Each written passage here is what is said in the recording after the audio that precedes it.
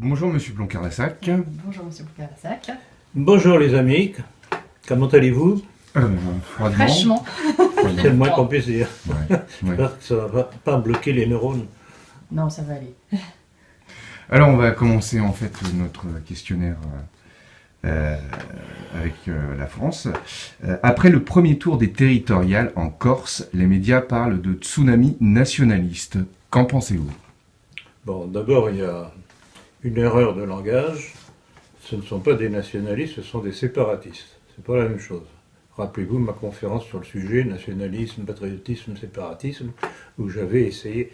Mais évidemment, les médias et ceux qui sont derrière, ça les arrange d'utiliser le mot nationaliste pour cela. Donc le séparatisme, c'est le contraire du nationalisme qui tend à préserver la nation dans son intégralité. Donc voilà. Alors, ou bien c'est voulu, ou bien c'est de l'analphabétisme des journalistes. Bon. Alors, bon, quand on regarde de près les résultats, Tsunami, oui, ils ont eu un vote assez important, mais c'est tout de même une minorité. Parce qu'il y a eu un très fort taux d'absentéisme. Et donc, c'est relatif. Et alors, ils ont aussi bénéficié d'une chose, c'est du ras-le-bol des Corses par rapport aux partis traditionnels, qui sont complètement discrédités.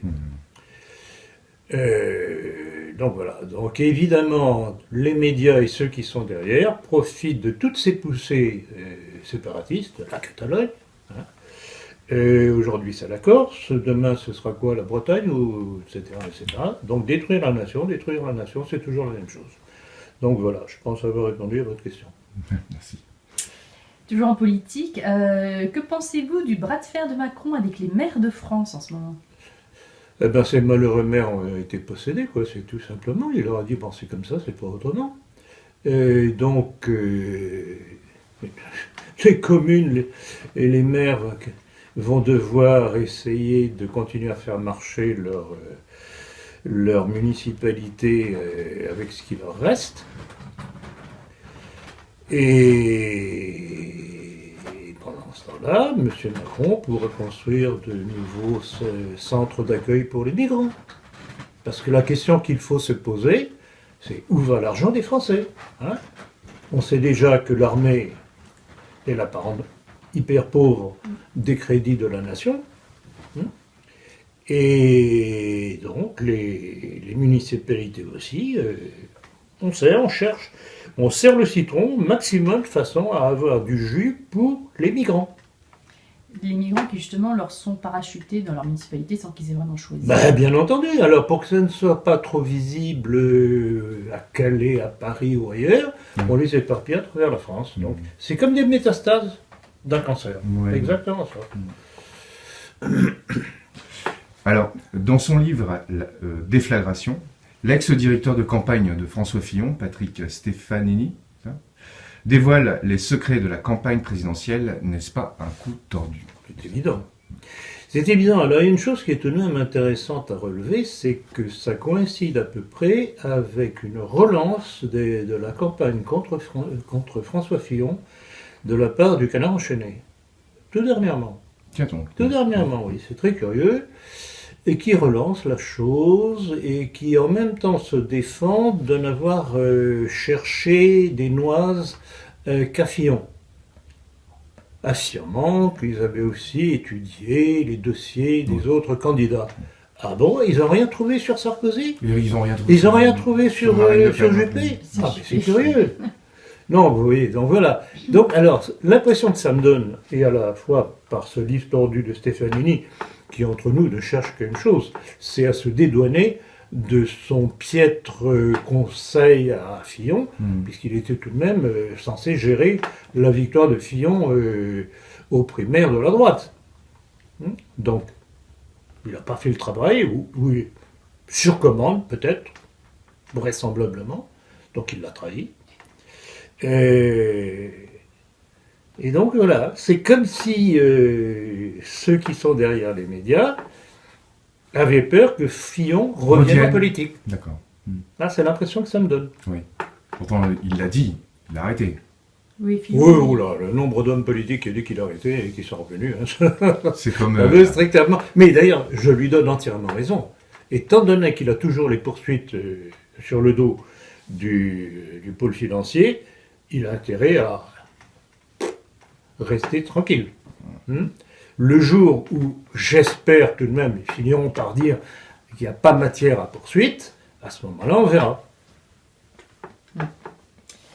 Alors, autre sujet envers Radio Classique. Pardon. Vous avez souvent mis en garde envers Radio Classique, qui diffuse de la musique classique, mais qui en profite pour diffuser les thèses juives et sionistes. Donc, dernièrement, sa collaboratrice Ève Ruggieri a fait une rétrospective de Mozart franc-maçon. L'avez-vous écouté cette fois? Alors, je l'ai écouté, d'ailleurs, j'en ai pris soigneusement note, ça date du 23 novembre. J'ai entendu tout le truc, c'est d'une perversité totale. Mozart franc-maçon, tatati tatater. Et je connais tout de même un petit peu le sujet, puisqu'il y a une partie de chapitre que j'ai consacré à la mort suspecte de Mozart Oui, dans mon livre La oui, maçonnerie. oui. Et justement, j'ai préparé mes munitions, je me doutais qu'une question comme ça pourrait m'être posée, si bien j'ai toujours... La citation. J'essaye d'avoir un coup d'avance. Ouais. Alors voilà quelque chose qu'il est bon de savoir. Donc il a adhéré en 1784 à la loge viennoise à la bienfaisance. Et note Bénédicte Demp, c'est une journaliste qui a fait une étude sur Mozart aussi, elle dit ceci. Pour le jeune Mozart, le fait de devenir franc-maçon offre la perspective de nombreuses commandes musicales. Mais en fait, c'est la démarche quasiment constante, à 90,9% de ceux qui rentrent en maçonnerie, c'est pour un intérêt matériel. C'est du réseau. Et alors, chose plus intéressante, ça c'est pour donner la motivation, disons, et alors chose plus intéressante encore, et qui complète, c'est que des médecins allemands ont rédigé en 1791 un ouvrage, Mozart Tod, c'est-à-dire la mort de Mozart, dans lequel ils affirment que le franc-maçon Hofdemal a été mandaté pour empoisonner Mozart. En étant davantage là-dessus, ceux qui ont envie de creuser, bon, c'est dans mon livre, La maçonnerie. Donc vous voyez, la perversité des gens, donc cette Ève Ruggieri, qui a une profonde culture musicale, mais qui a ses têtes, c'est-à-dire qu'on parle toujours de ceux qui sont compatibles. Donc c'est pour ça que je recommande à l'attention des personnes qui aiment la musique classique que Radio Classique est une radio tordue. Son fondateur était un des frères Schreiber, je ne me rappelle plus quel était le prénom. Donc voilà. Il faut savoir qui est qui si on veut ne pas se laisser tromper. Alors, on va passer en fait à la petite sphère nationaliste française. Des correspondants nous auraient mis au courant des dernières en cabriole de Sieur Benedetti, soutenues par Piacidos. De quoi s'agit-il? Bon, c'est de l'histoire relativement ancienne, enfin, tout au moins l'origine de l'affaire est relativement ancienne, puisque ça démarre au moment où je constate que l'action de Benedetti est nuisible au nationalisme en France. Donc, c'est pas simplement l'affaire Benedetti ou Jeune Nation, l'œuvre française, le Parti nationaliste français, c'est que dans la mesure où ces gens-là déraillent, ou certains d'entre eux déraillent, ça nous concerne tous. C'est pour ça que je réagis. Puis non, ça ne m'intéresserait pas parce qu'ils représentent franchement pas grand-chose. Donc il y a quoi? Il y a une dizaine de jours, je reçois coup sur coup plusieurs mails de correspondants qui me disent, vous savez pas quoi, vous êtes attaqué de vilaine façon sur le blog du Parti nationaliste français. Alors, petite parenthèse, ce Parti nationaliste français a été relevé par André Gandhiot, qui en est le responsable aujourd'hui. Je me dis, tiens. Et alors il me raconte justement que sur base visiblement de fiches, parce que vous savez ou vous ne savez pas que Pierre Sidos a la manie des fiches, faisait un portrait de moi, qui n'était pas gentil déjà d'une part, et puis rempli d'erreurs, mais avec une particularité particulièrement tordue, c'est qu'il donnait mon adresse personnelle. C'est qu'il était me désigner à l'attention de certains qui ne m'aiment pas particulièrement. Alors, bon, j'enregistre la chose, et dans les minutes qui suivaient, je recevais des mêmes personnes de nouveaux messages me disant « Mais vous savez pas la meilleure ?» C'est que, enfin, chaque personne me disait on a répondu à ce message sur le blog du Parti nationaliste français, ou le mur, je ne sais pas comment vous appelez ça, pour les engueuler en disant que c'était inadmissible. Et le message, soi-disant au nom du Parti nationaliste français, a été supprimé. Non, c'est juste ça. Donc, et il me disait, nous avons envoyé des commentaires, ils n'ont pas publié nos commentaires. Donc vous voyez l'honnêteté intellectuelle de ces gens-là. Il n'était pas signé l'article, non? Pas signé, en plus de ça. Bien entendu, voyons. Hein, courage fuyant. Donc voilà ces gens-là. Donc, alors, bon, connaissant un petit peu tout de même André Gandillon, ça m'étonnait qu'il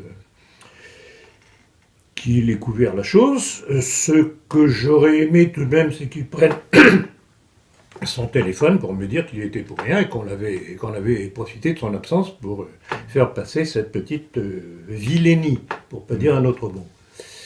Et donc voilà, donc d'ailleurs on en a parlé dans le dernier numéro de la politique. Donc voilà les procédés de ces gens-là. Ils ne savent pas que répondre aux mises en garde que je fais sur le comportement de l'individu Benedetti. Dernièrement, vous vous rappelez ce que j'avais évoqué de son comportement vis-à-vis d'une fidèle militante et généreuse donatrice. Ça m'est revenu de plusieurs sources de l'intérieur des gens de l'œuvre française, Parti nationaliste français. Ce qu'il disait, c'est quasiment la même chose, donc j'ai pas de raison de ne pas croire ce que l'on me dit, puisque chacun disait exactement la même chose. Et pour revenir sur le sujet, Benedetti, un jour, l'une des réunions, voyant cette militante qu'il ne peut pas voir en peinture, c'est réciproque d'ailleurs, puisqu'elle constate l'action nocive de ce Benedetti, la voyant, lui, qu'est-ce que vous faites là? Elle reste impassible, il a attrapé une bouteille d'eau, il lui verse sur la figure, lui arrache ses lunettes de soleil, je crois que c'était cet été, lunettes de soleil en général c'est en été, et puis voyant qu'elle ne bougeait pas, il attrape une bouteille de vin et il lui verse le vin sur la figure. Donc voilà. Oui. Voilà un responsable d'une structure qui se dit nationaliste et qui se comporte comme ça, et contre une militante qu'il n'aime pas, et elle a totalement raison, et vis-à-vis de moi qui met les pieds dans le plat en disant ce que ces gens sont réellement. Donc voilà. Alors, le pire, c'est que Pierre Sidos, qu'il a intronisé comme responsable de l'œuvre française, avant que par ses provocations ce soit interdit par Manuel Valls, bloque l'action d'André Gandillon, qui veut le mettre à la porte. Donc Pierre Sidos, vraiment, déjà qu'on en savait beaucoup sur lui, à chaque époque, il a choisi le plus mauvais cheval. Alors ça a commencé avec les Alain Benoît, Dominique Vénère, François d'Orcival. Il a récidivé il y a quelques années, donc récemment, en imposant Benedetti. À chaque fois, il a choisi le mauvais cheval. Et il ne veut pas admettre. En fait, on dirait qu'il cherche le plus médiocre pour le mettre là, pour qu'il ne porte pas ombrage. Donc, Pierre Sidos, pour moi, c'est terminé. Il est complètement discrédité. Alors, moi, j'ai une question qui n'a rien à voir, en tout cas avec ce qu'on vient de dire, mais qui concerne quand même tout ce qui va tourner autour du glyphosate, plus connu sous le nom de Roundup auprès de nos agriculteurs. Voilà, qu'est-ce que vous avez à dire sur Nicolas Hulot, le glyphosate, les pressions lobbyistes derrière? Il y a beaucoup à dire, justement. Alors, on a l'impression que la communauté européenne, qui est tenue par les lobbies, on le sait, dont les lobbies pharmaceutiques, agroalimentaires et compagnie, veulent donner le temps à Monsanto d'épuiser ses stocks. C'est pour ça qu'on prolonge. Et comme il y a tout de même de moins en moins de gens qui utilisent le Roundup, ne serait-ce que les particuliers pour désherber chez eux. Et donc les stocks ont probablement une certaine difficulté à s'écouler.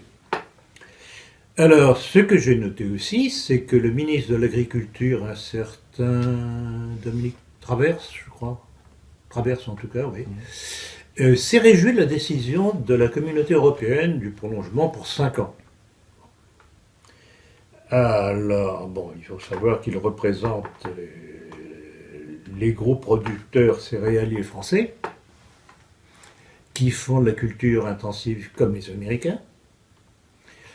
Et alors, duplicité de la duplicité, les médias nous ont dit que le gouvernement l'avait rappelé à l'ordre, que c'était pas bien de dire que c'était très bien le prolongement de 5 ans, mais qu'en France, ce ne serait que pour 3 ans. Ah oui? Et dans 3 ans, qu'est-ce qu'on va nous sortir comme explication pour prolonger? Ou c'est mauvais pour la santé, et on arrête tout de suite, Voilà. ou c'est pas mauvais, et il n'y a aucune raison d'interrompre. Voilà. Or, on a C'est des études scientifiques là-dessus de gens qui ne sont pas inféodés à Monsanto, qui prouvent que c'est dangereux pour la santé, cancérigène, etc. Et la communauté européenne, je veux le rappeler, j'ai déjà signalé à quelques reprises, en tout cas dans la politique, la communauté européenne, pour répondre à ces mises en garde de scientifiques, a répondu par un texte où elle a fait un copier-coller du propre texte de Monsanto pour défendre son produit.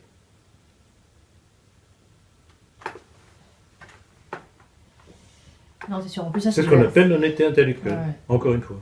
Mais les agriculteurs sont les premiers à avoir toutes sortes de maladies. Mais bien entendu, et alors on voit Ils sont de temps mal au en point, temps un malheureux agriculteur qui dit voilà, j'ai attrapé telle maladie, etc. Mais c'est anecdotique, comme ça, on glisse. En fait, ils ont tous des gros soucis, sans Évident. compter les enfants dans les écoles à côté. Exactement. Alors, lors de cette tournée africaine qui a commencé au Burkina Faso, Macron a dénoncé les crimes de la colonisation européenne. Quel est votre commentaire? Alors, cet individu, alors là, franchement, c'est une quintessence de Sarkozy et d'Hollande, cet individu. Il crachote toujours sur ce que nous avons bâti en Afrique. En Afrique, en Asie aussi, en Indochine, etc. S'il n'y avait pas eu la colonisation européenne et française, bien entendu, mais où en seraient ces pays? Ils auraient disparu par les pandémies, leur guerre civile. C'est nous qui avons empêché que cela se produise. Alors qu'on ne vienne pas cracher sur la France. Alors certes, la colonisation, notamment, qui a été tout de même fomentée par la Troisième République, vous savez très bien. Ce que je dis à ce sujet-là, c'est que la Troisième République, en fait, a poussé à la colonisation, parce que ça permettait d'envoyer au loin Des populations qui l'armée, étaient... de jeunes Français indignés par tous les scandales de la Troisième République. Donc on leur a donné un défoulatoire. Ouais, un ouais. défoulatoire. Mais le résultat, c'est qu'on a tout de même civilisé ces pays. Hein, et que, cela plaise ou non, c'est comme ça. Que la colonisation ait été parfaite, certainement pas. Parce que le comportement des petits blancs, pas toujours parfait. Hein. Mais sur le fond, ces pays ont profité de la colonisation. Bon, alors, pour répondre à votre question, il n'y avait pas que ça dans le voyage du petit Macron au Burkina Faso. C'est que cet individu a révélé une fois de plus sa suffisance, sa mauvaise éducation, La légèreté aussi. la légèreté de l'être, comme on dit, se moquant du président du Burkina Faso qui l'invitait quand même, C'est pas terrible, en effet. pour faire rire les étudiants de l'université de... je ne sais plus quelle... Donc voilà le personnage. Alors, on se demande, mais pourquoi est-il toujours aussi arrogant, provocateur, etc. la seule explication que je vois, bon, la mauvaise éducation, oui, d'accord, mais enfin, c'est peut-être pas suffisant. Je pense qu'il sait parfaitement qu'il est quasiment intouchable parce qu'il a été promu, poussé en avant pour devenir président de la République par les lobbies. Et donc, il dit, je suis intouchable. Et j'y vais. D'où sa grande gueule vis-à-vis de ce malheureux général de Villiers, etc. Dans toutes les occasions, on dirait qu'il s'ingénie à humilier les gens. Bah, s'il n'a pas de contrepoids en Pour face. créer son petit personnage de coq. Cocoricotant. Affirmer un pouvoir. Enfin, se donner une autorité naturelle qu'il n'a pas Il n'a justement. pas, exactement. Il n'a pas la carrure. Non, vraiment, psychologique, c'est plus. Pour nous, ça ne nous surprend pas, mais je ne sais pas si les Français finiront par comprendre le crime qu'ils ont commis en votant directement ou indirectement pour lui. Oui. Parce que s'ils croyaient que vanter Marine Le Pen au premier tour, ça allait amener Marine Le Pen au pouvoir, alors là, vraiment, c'est qu'ils n'ont rien compris en politique. Et rien compris à Marine Le Pen et ce qu'elle représente. Alors, on va reparler tout à l'heure de Marine Le Pen, mais là j'ai une petite question d'un autre ordre, plutôt contemporain. Là, on parle de la mort de Jean d'Ormesson. Ah. Voilà, notre immortel qui est décédé. Alors, Donc, notre immortel, justement, j'ai pris quelques notes dernièrement, et notamment pendant mon voyage à Paris, pour le prochain numéro de la politique. Alors, c'est curieux parce que, premier réflexe que l'on doit avoir, quand on voit que les médias encensent quelqu'un, c'est de se dire, s'ils l'encensent, c'est que c'est un des leurs. Et pour preuve. Alors, mes petites notes. Bon. Premièrement, quand il a fait son discours d'admission à l'Académie française, Il y a longtemps. à un moment donné, il parle de nos valeurs, liberté, égalité, fraternité. Les leurs, oui. Et donc. Bon, alors, relevons quand même que c'est un aristo, qui a un beau château, donc qui relève de l'aristocratie française qui a été créée. L'aristocratie a été créée pour défendre le royaume, pas les valeurs de la République, quand même. Bon, et d'un. Deuxièmement, c'est lui qui a fait l'éloge de Simone Veil, quand elle a été admise à l'Académie française, le 18 mars 2010, Alors, oui. où il y est allé avec l'encensoir, toc et toc et toc. Relevons que la chère Simone Veil occupait le fauteuil qu'à l'époque Jean Racine avait occupé. Vous voyez la déchéance. On parlait de Jean Racine. Oui, la à Simone déchéance. Veil, oui. Bon. C'est pareil. Et puis, en 2013, l'homme avait reçu le prix Scopus. Qu'est-ce que c'est que cela? Ah oui, c'est quoi? Eh bien oui, mais quand on cherche, on trouve. Ah, Prix Scopus, qui est une récompense remise par l'université hébraïque de Jérusalem et décernée, textuellement, c'est magnifique. textuellement. Vous trouvez ça sur Internet, hein, tout un chacun peut le trouver.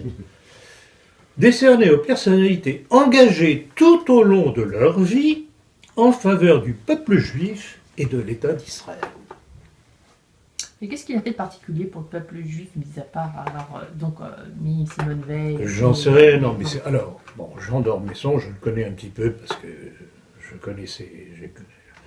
connu ses chroniques au Figaro. Il avait une belle plume, quand même. Le Figaro, c'est quoi? C'est le journal qui accepte tous les pouvoirs. On est toujours bien avec tout le monde. Et d'Ormesson, c'est exactement ça. C'est le type qui passe à travers tous les régimes, ami avec tout le monde, jusqu'avec Mitterrand. Oui. Aussi. Donc, c'est le prototype de l'invertébré. Prototype de l'invertébré. Alors, je voudrais remarquer aussi que l'éloge qui a été fait dernièrement pour Jean d'Ormesson avait été fait en présence du pédophile violeur Roman Polanski. Et que le discours introductif avait été fait par Bernard-Henri Lévy. Il est compatible kasher. Il est compatible kasher.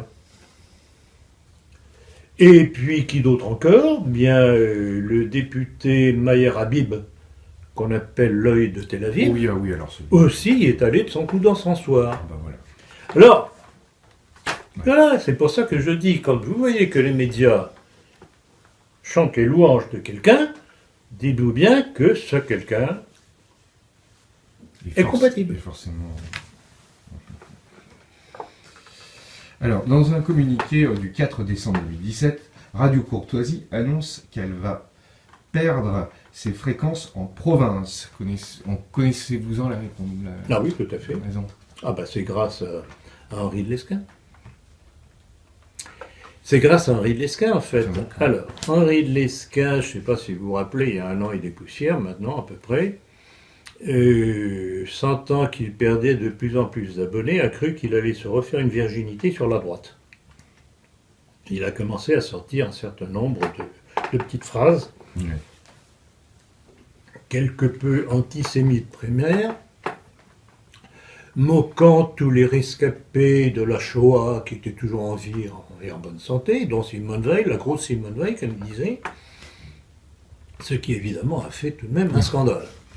Alors, bon, vous savez très bien que je critique tout de même très souvent certaines positions des milieux sionistes, juifs, etc. Mhm. Mais je n'ai jamais insulté les juifs. Non, c'est vrai, ça. D'abord, c'est gratuit, les hein. juifs, il y a de pauvres gens là-dedans qui sont victimes de l'attitude de ces grands juifs, hein, Ouais. qui mènent la politique mondiale et bien entendu nationale à sa perte. Donc, ce Lesquen est un homme qui n'a pas d'éducation, qui est capable pour trouver un nouveau public de sortir n'importe quoi, et ça marche. Avec les milieux primaires que nous avons dans nos milieux, ça marche. Donc, alors qu'est-ce que ça a produit comme conséquence? D'abord, il a toujours un procès sur le dos, à cause de ses déclarations. Deuxièmement, tout de même, son auditoire à Radio Classique, à Radio Courtoisie a plongé, et c'est au point qu'il a laissé une ardoise, quand il a été mis à la porte de Radio Courtoisie, il a laissé une ardoise de 350 000 €. Auquel se rajoute maintenant une amende, je crois, de 25 000 € Pour sa déclaration. par le CFA, D'accord. qui est le CSA. Conseil de surveillance de l'audiovisuel. Oui. Donc voilà le personnage. Et voilà l'explication à votre question. Oui, d'accord. D'accord. En parlant d'un autre personnage sulfureux, avez-vous vu que l'avocat Adrien Abosi a été invité par Jean-Paul Chéric de Olmeta, président des Amis de Synthèse Nationale que dirige Roland Elie? Alors c'est très intéressant. Moi ce qui m'amuse quand je vois ce genre d'informations, c'est que c'est toujours la même chose, qui se ressemble s'assemble. Alors ce Chéric de Olmeta, qui est-ce? Je vais encore revenir là-dessus. J'avais dénoncé à l'époque, bon, à plusieurs époques d'ailleurs, mais notamment dernièrement, c'était lors de la commémoration des 65 ans de Rivarol, le journal Rivarol, où son directeur actuel, ce pauvre Jérôme Bourbon, l'avait invité avec Jean-Marie Le Pen et avec Henri de Lesquen. C'était ses 3 invités d'honneur. Or, Chéric de Olmeta, c'est quoi?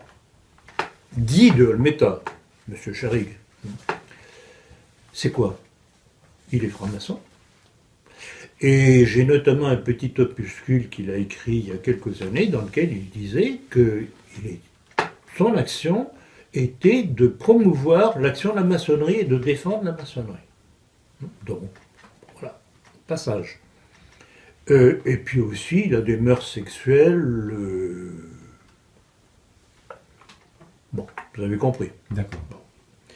Donc voilà cette mouvance dite des milieux nationaux ou de la dissidence, comme on dit, autour de Synthèse Nationale, autour de Rivarol, où on voit les Chéric de Olmeta à coquiner avec le Roland Elie de Synthèse Nationale, comme avec Bourbon et compagnie. Et on voit arriver ce jeune avocat, Adrien Abosi, qui se dit catholique, qui a pris la défense du maréchal Pétain, c'est très bien. Mais un certain... Vous vous rappelez? Ah oui, Daniel Conversano. Zemmour? Non, un certain Zemmour. Un certain Zemmour. N'a-t-il pas fait ça aussi? Oui. Moyennant quoi, tous les milieux nationaux disent « Ah, c'est bien, quel homme, quel homme !» Ils ne comprennent pas que c'est une carte d'entrée pour qu'il soit admis dans le Cénacle. D'accord, ouais. Mais le problème, c'est que la marchandise qui est derrière ne colle pas. Oui. Donc je mets en garde contre Adrien Bozit. En plus de ça, je venais d'évoquer Conversano. Justement, il vient d'être invité par Conversano. Oui. Alors, qu'est-ce que c'est que cet individu, un Bozit, catholique, etc., qui accepte de se faire inviter par un Conversano, dont on connaît la vulgarité, et les penchants homosexuels, puisque le type, quand il ne sait pas quoi répondre, vous montre les fesses, ou encore pire, sur ses blogs, on le voit se masturbant. Non, mais il y a quelque chose qui ne va pas, là. Non, mais sans parler, en fait... Il y a quelque chose qui ne va pas. Oui, en plus, enfin, des gens incultes, en plus, enfin, pas me concernant Abosi, naturellement, parce que c'est quand même quelqu'un qui a fait certaines recherches au niveau de l'histoire et du maréchal Pétain, mais l'autre est véritablement un inculte. C'est né. Oui, alors, à propos d'Abosi, il faut rappeler quand même une chose, je l'ai fait dernièrement dans un des numéros de la politique, il a commis un livre à la gloire de Robespierre. Cherchez l'erreur. Ah oui. Cherchez l'erreur. Vas-y, curieux. Donc voilà comment nos milieux sont trompés par des gens qui en fait représentent une toute autre marchandise que ce qu'ils prétendent afficher. On va revenir à l'actualité en France. Vous avez à de nombreuses reprises dénoncé et mis en garde envers l'acquisition de multimédia à crédit, enfin multimédia, c'est-à-dire des équipements, je suppose, sans rien payer par le groupe Altis du franco-israélien Patrick Drahi. Il semble que vous avez eu raison de mettre en garde, car le titre Altis est actuellement très malmené. Alors tout dernièrement, il a perdu un tiers de sa valeur, et d'ailleurs il y a eu quelques gros titres dans la presse à ce sujet-là, qu'on s'inquiétait de l'avenir de Altis, et bien entendu, pleurer dans les chaumières. Et non mais c'est ça, c'est de la cavalerie. Donc voilà un individu qui achète sans acheter. Il achète sans acheter. Et il a acheté SFR, il a acheté BFM TV, il a acheté Libération, il a acheté l'Express, d'autres encore, je ne me rappelle plus, mais à l'international, la même chose. Et ça, sans se débourser un sou. C'est extraordinaire. C'est ce qu'on appelle de la cavalerie. En termes financiers, c'est ce qu'on appelle de la cavalerie. Jusqu'au jour où ça se casse la gueule. On verra. Et tout de même, rappelons une chose, c'est que Patrick Drahi, au travers de la chaîne BFM TV, a été un des principaux soutiens de Macron pendant sa campagne électorale présidentielle. Il avait tous les médias, il pouvait les Il avait tous les médias. Il pouvait... Voilà. De toute façon, Macron est un produit médiatique, donc c'est normal que Patrick Drahi soit aux avant-postes. Ah, mais de toute façon, il y a compatibilité. Entre le juif Drahi et le franc-maçon Macron, il y a compatibilité.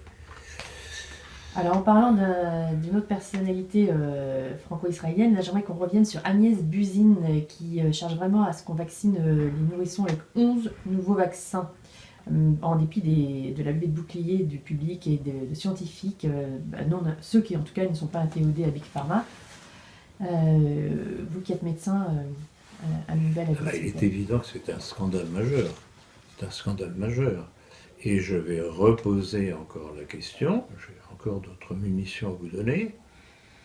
Comment se fait-il que cette personne qui est juive veuille imposer en France ce que les Israéliens n'imposent pas à leurs enfants en Israël? Il y aurait encore des stocks à aller. Pourquoi ce qui serait bon ou nocif pour les Israéliens ne serait-il pas nocif pour les enfants français? Petit problème là quand même. Alors vous faites allusion à des stocks, oui, vous avez raison ma chère. C'est qu'il ne faut pas oublier que Mme Buzyn est partie prenante dans les intérêts d'un certain nombre de laboratoires en France qui fabriquent justement ces vaccins. Et alors j'ai tout de même aussi une petite documentation là-dessus. parce qu'on m'a posé souvent cette question. J'ai fait des recherches, et alors là, c'est curieux que personne n'ait sorti ça. C'est tout de même très important. C'est un article, l'article 36 du Conseil national de l'ordre des médecins, qui stipule que nul ne peut imposer à un patient un traitement qu'il n'accepterait pas. Ah ben, on est exactement dans l'inverse. Et le plus beau, c'est que c'est repris dans l'article R 4127 du Code de santé publique. Ouais, donc elle est en pleine contravention. Non, Avec mais la en loi. fait, disons qu'elle contourne le problème, en effet, de cette obligation, enfin, d'une loi, de cette possibilité de ne pas se voir imposer une médicament, enfin, une forme de médication, en disant que les enfants ne peuvent plus aller à la crèche. Enfin, Ah non, elle ne contourne pas du tout. Ah non. C'est une menace. Vous ne le faites pas, vos enfants n'iront pas à la crèche, C'est ça. ils ne seront pas C'est ça. scolarisés. Pas de bras, C'est pas de une chocolat. menace. C'est ça. Mais ça C'est une revient, menace, elle ne contourne pas du tout.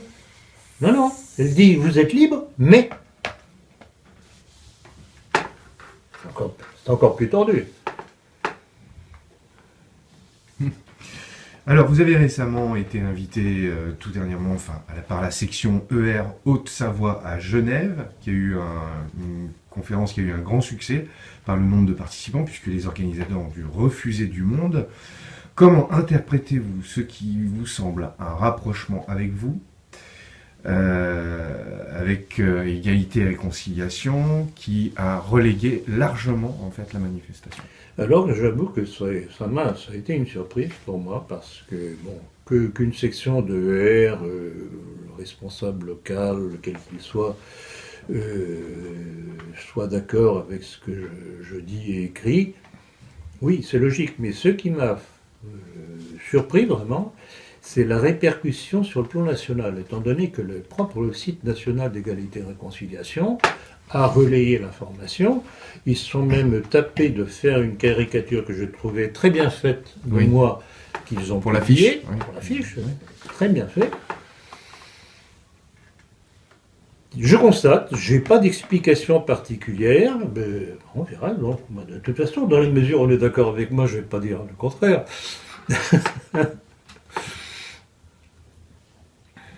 Alors, toujours en politique, à droite, donc là en ce moment, Florian Philippot règle ses comptes. Il vient de déclarer à propos de Marine Le Pen, reprenant la formule de Marie-France Garot, qui qualifie Jacques Chirac de la sorte. Je la croyais du marc dont on fait les statues, elle est de faïence dont on fait les bidets. Vous qui connaissez bien le milieu de la droite, là ça m'intéresse. Je crois que cette formule de Marie-France Garot repose, comme celle de Florian Philippot, sur une déception.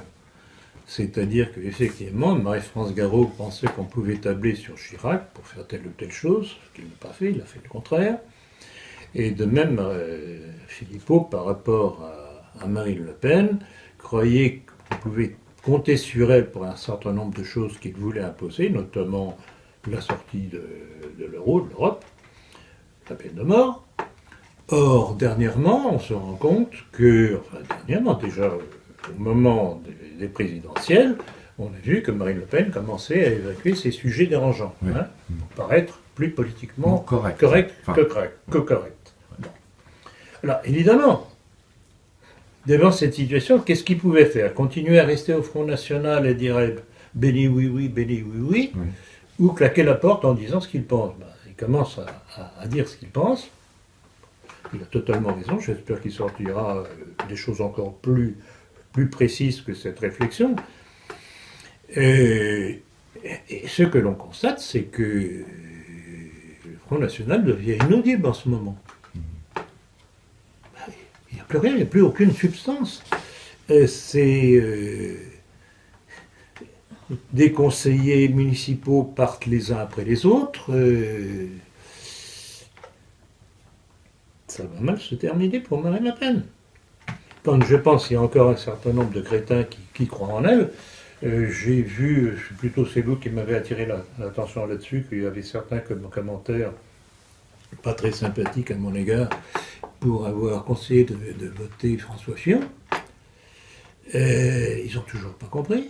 Oui, En votant oui. Marine Le Pen, ils ouvraient la porte à Macron. Alors ils préfèrent Macron en Fillon. Bonjour les dégâts. Donc voilà, la bêtise humaine de nos milieux, de Ouais. certains de nos milieux. On peut ajouter à cela qu'elle a été, en fait, ses comptes à la Société Générale et, je crois savoir, à l'autre banque qui est une banque espagnole, Barclays, non? Oui, c'est ça, Barclays, hein, a été, enfin, les comptes ont été coupés en tout cas. Alors, Barclays, c'est peut-être pas espagnol. Oui, bah alors là, je ne sais pas. Je connais ce genre de choses. Je ne m'en suis pas particulièrement occupé parce que je sens pas la chose. Je dirais qu'à la limite, ça lui redonne une virginité. Curieux. Mhm. Ou alors ils en sont encore au grand épouvantail du Front National, mais ils retardent. Mais ça serait peut-être pas une façon, en fait, déjà de spolier, en fait, les Européennes. D'ailleurs, elle se retire, elle ne veut pas se présenter, elle se présente pas Elle sur peut la liste. pas, elle peut pas puisqu'elle est poursuivie. Ouais. Du fait des comptes bizarres, etc. Parce qu'on accuse le malheureux Fillon, mais elle aussi est accusée. Mais c'est curieux que pendant la campagne présidentielle, autant c'était un boulet rouge contre Fillon, autant Ouais. elle, on n'a quasiment pas parlé de ses problèmes. C'est bien, c'est vrai, c'est vrai. C'est vrai. Alors, en fait, la question suivante, le général Pierre de Villiers vient de publier un livre, Servir, dans lequel il explique les raisons de sa démission comme chef d'état-major des armées. Qu'en pensez-vous? Alors, c'est intéressant comme livre. De toute façon, ça va être le sujet de ma conférence de cet après-midi. Mais enfin, puisque vous me posez la question, je vais répondre que si le livre du général de Villiers est intéressant parce qu'il explique pourquoi Macron enlève des crédits à l'armée, et que lui, en tant que chef d'état-major, général de Villiers, ne peut pas accepter cela. Par contre, il y a un volet tout de même qu'il oublie, c'est que autant l'armée réagit quand on lui coupe les crédits, autant elle ne réagit pas quand toute l'action des présidents de la République tend à faire disparaître la France. Et ça, apparemment, ça ne les trouve pas, mais ce sera le sujet de ma conférence de cet après-midi. Alors, depuis les révélations d'agressions sexuelles par le réalisateur Weinstein, les féministes et LGBT tels que Caroline Fourest se lâchent encore plus sur le sujet. Qu'en pensez-vous? Bon, alors, je ne vais pas faire l'apologie de Weinstein, bien entendu, mais enfin, je voudrais tout de même mettre quelques petits points sur le i. Premièrement, que les féministes sont très souvent des lesbiennes. Très souvent des lesbiennes. Alors, bon, revenons à cette série d'abus sexuels dont on nous bassine les oreilles. C'est curieux, on les découvre brusquement maintenant, parce qu'il n'y en avait pas avant. Si, bien sûr. Pas si, bien sûr. J'ai toujours pas compris pourquoi Weinstein a été pris en cible, je sais pas, j'ai pas d'explication là-dessus, je comprends pas. Pourtant, vu ses origines, il aurait dû être protégé. Ouais. DSK est un cas très similaire. DSK est un cas assez similaire à celui-là. À part qu'il n'a pas été chopé sur le Dominique fait. Strauss-Kahn. Curieux. Effectivement, c'est très, très proche. Bon. J'ai pas d'explication. Alors, tout de même, une chose. Ces féministes et autres femmes qui ont cru que par la libération de la femme, elles se libéraient réellement, elles n'ont toujours pas compris qu'en fait, on en a fait des objets sexuels jetables comme des Kleenex. Alors, si elles aiment ça, C'est la liberté. c'est leur liberté. Mais alors qu'elles viennent pas pleurer après.